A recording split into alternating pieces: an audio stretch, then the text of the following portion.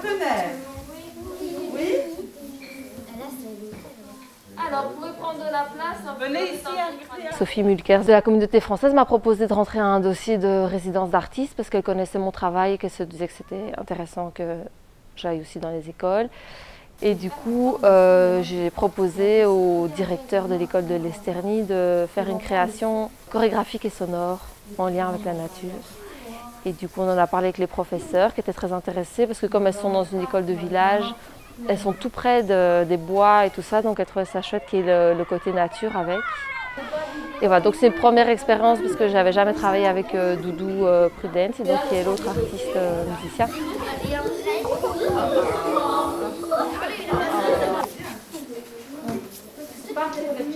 Je pense que ma façon de travailler peut être très déroutante parce que j'explique pas tout ce que je fais en fait.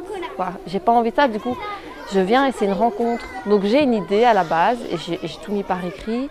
Voilà, on va faire une création avec des sons et la danse. Mais après, en fonction de comment ça se passe avec les enfants, en fonction des âges des enfants, de ce qu'on se rend compte que ça marche ou non, nous aussi, parce que pour nous aussi c'est une expérience.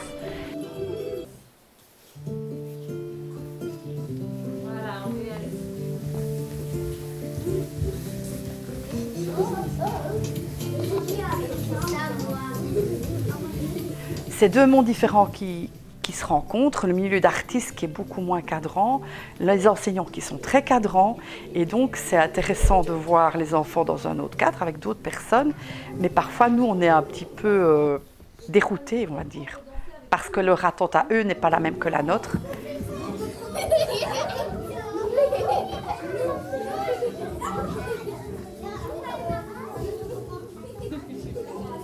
Pour moi, c'est hyper important de garder ça, parce que j'ai pas envie de rentrer dans un truc où les projets artistiques, c'est déjà des trucs tout faits comme des produits qu'on vend, quoi.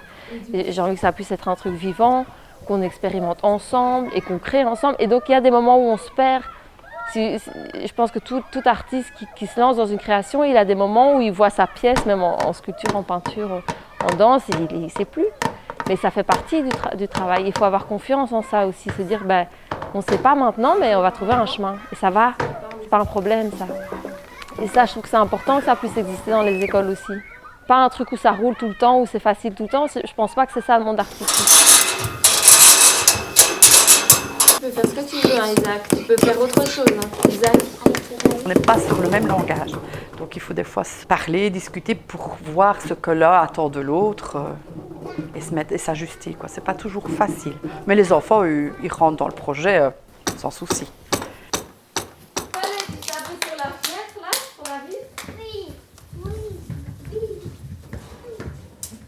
C'est loin ça, ça va. Avec la main.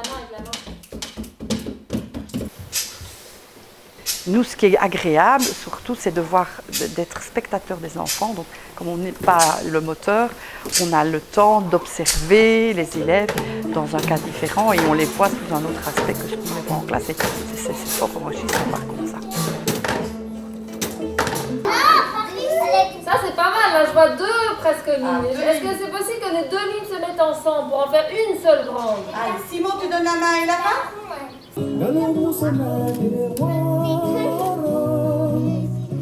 Que pour moi, c'est bien plus profond que ça, la pratique artistique.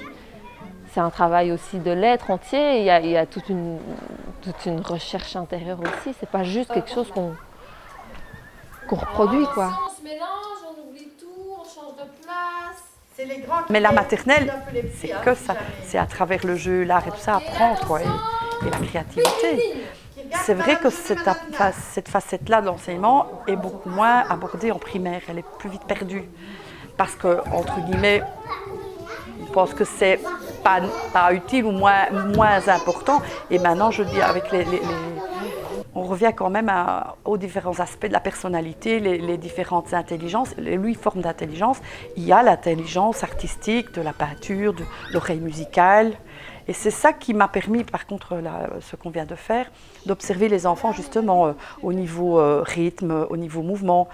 On a l'occasion de les voir autrement. On se dit, tiens, il y a un enfant qui a peut-être des difficultés à parler, par contre, a des facilités pour danser. Une petite fille qui a plus difficile en maths, mais par contre a du rythme. Voilà, c'est ça qui est très riche. Ouais. Mais on reste dans le petit bocal.